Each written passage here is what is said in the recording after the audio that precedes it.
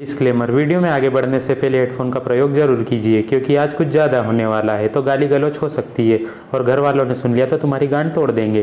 तो कल ईद के पावन अवसर पे सलमान भाई ने अपने फैंस के लिए ईदी के तौर पे एक मास्टरपीस क्रिंज पिक्चर किसी का बाप किसी का भाई रिलीज की। अब फिल्म की स्टोरी अपने में ही मास्टरपीस है, लेकिन आगे बढ़ने से पहले इसकी कास्टिंग के बारे में बात कर लेते हैं। तो इसमें सलमान खान रोजगार योजना के तहत स्वयं सलमान खान, पूजा हेगड़े और 20 नल्ले बेरोजगार टीवी एक्टर्स और टिकटॉकर्स को लिया है, जिनकी मास्टरपीस एक्टिंग देखने के बाद भाई साहब तुम्हारी गांड से खून निकल आएगा। इन लोगों ने इतनी मास्टरपीस एक्टिंग की है ना कि इनको best actor of the universe मिल जाएगा। माँ कसम, इन लोगों ने एक्टिंग को एक कमरे में बंद करके तेल लगा के लपक के मारा है।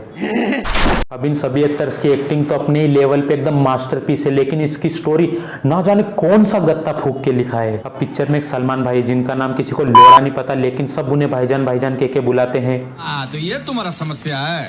नहीं, पिक्चर में सलमान भाई के 3 अनाथ भाई होते हैं, जिनको सलमान भाई बचपन से लेके जवानी तक गांड मारा मारा के पढ़ाते हैं, लेकिन उन तीनों को कोई घंटा फर्क नहीं पड़ता। उन तीनों ने अपना जुगाड़ भिड़ा रखा है। अब आगे बढ़ते हैं तो उन तीनों को पता चलता है कि जब हम नुन्नू एडजस्ट करते थे तब हमारे भाईजान भाग्या में एडजस्ट करते थे।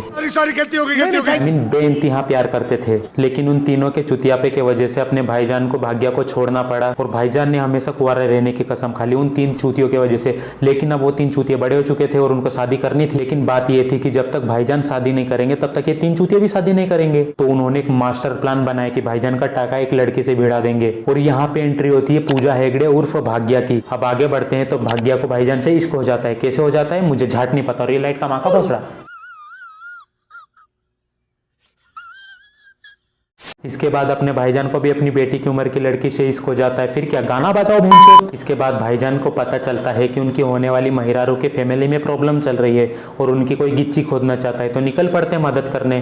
क्योंकि अपने भाईजान का मानना है कि एक शरीफ आदमी के पीछे अगर एक बदमाश आदमी पड़ जाए तो उस बदमाश आदमी को रोकने के लिए उससे डबल बदमाश आदमी को आना पड़ता है। फिर क्या, इसके बाद स्टोरी समाप्त। इसके बाद आगे क्या होगा हमको और तुमको दोनों को पता है। नहीं, यही थी एकदम इसकी मास्टरपीस स्टोरी। एक काम करो भाईजान, ये कैमरे का स्टैंड लेके मेरी गांड में डाल दो और मेरे सर पे मादर चोद लिख दो। अब पिक्चर में मास्टरपीस स्टोरी के अलावा भी एक चीज है, कान से मूत निकाल देने वाले गाने। लिटरली जब भी कोई सॉन्ग आ रहा था ना तो मैं सीधे सिनेमा हॉल के बाहर जाता था, और लिटरली बाहर जाने के बाद पॉपकॉर्न सर्व करने वाला मेरे से पूछ रहा है कि मूवी कैसी है। उसको भी पता है कि मूवी चूतिया है, और सबसे बड़े चूतिए तो हम जो कि ये पिक्चर देखने गए। अब आगे बात कर लेते हैं इसके डायलॉग्स की। ना जाने कौन से सस्ते नशे करके इसके डायलॉग्स लिखे हैं। ये क्या डायलॉग है, आम आदमी में है दम वंदे मातरम। और ये तो एक एग्जांपल था, मूवी में तो इससे क्रिंज क्रिंज डायलॉग देखने को मिलेंगे जिसको देख के तुम्हारा खून जलेगा। शांत हो जा मेरे बच्चे, शांत हो जा। अब बात करते हैं मूवी के मेन विलन की, जो कि विजेंद्र सिंह। तो पहले तो हाथ जोड़ के विजेंद्र सिंह जी, आपने जो भी देश के लिए महान महान काम किए हैं उसके लिए तो सलाम, लेकिन आपसे एक्टिंग बिल्कुल नहीं होगी।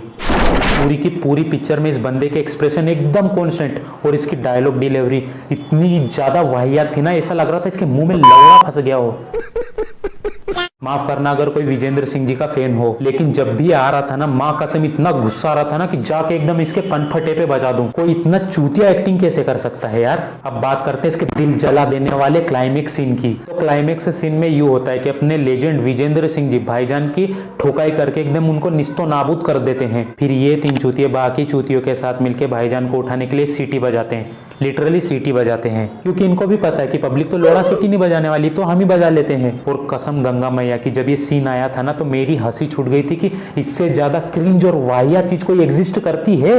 ये क्या फिल्म में क्रिएटिविटी है, सीटी बजा रहे हैं उसको उठाने के लिए। और ये क्रिएटिविटी तो होनी थी क्योंकि इसके डायरेक्टर कौन है, अपने फरहाद नोलन साहब जी। और अब ये पिक्चर किसी का बाप किसी का भाई देखने के बाद मैं तो मेरी तरफ से क्लियर हूँ कि हेरा फेरी 3 के लोड़े लगने वाले हैं, क्योंकि इसे डायरेक्ट कौन कर रहा है, अपने क्रिएटिव फरहाद नोलन साहब जी। अब इस पूरी की पूरी पिक्चर में मुझे सिर्फ 2 चीज पॉजिटिव लगी। पहला तो वो सीन जिसमें पूरा के पूरा माहौल ब्लू है और उसमें दग्गूबत्ती वेंकटेश अपनी तलवार से दुश्मनों को मार रहे हैं। और दूसरा जगपति बाबू की एक्टिंग पूरी पिक्चर में, जहाँ पे सभी लोग एक्टिंग के नाम पे चुदाब फैला रहे हैं ना, वहाँ पे जगपति बाबू ने एकदम उस क्रिंज लेवल की एक्टिंग को एकदम ग्राउंड लेवल पे रखने की कोशिश की है। लेकिन अब वो भी क्या करे, जब पूरी की पूरी पिक्चर में क्रिंज फैला हुआ है तो उनकी एक्टिंग भी कब तक उस फिल्म को बचाए रखेगी। तो बस भाई मेरा तो हो गया, मैं तो ये फिल्म भूलना चाहता हूँ, मैं याद भी नहीं रखना चाहता इस चूतिया चीज को। तो अगर तुम इस पिक्चर को देखने का सोच रहे थे तो पहले ही समझ जाओ कि तुम्हारे पैसे और टाइम के दोनों के लोड़े लगेंगे, क्योंकि इस पिक्चर में वो सभी चीजें जो एक ह्यूमन सह नहीं पाएगा। चूतिया स्टोरी, बकचोद गाने, वाहियात डायलॉग और से खून निकालने वाली एक्टिंग।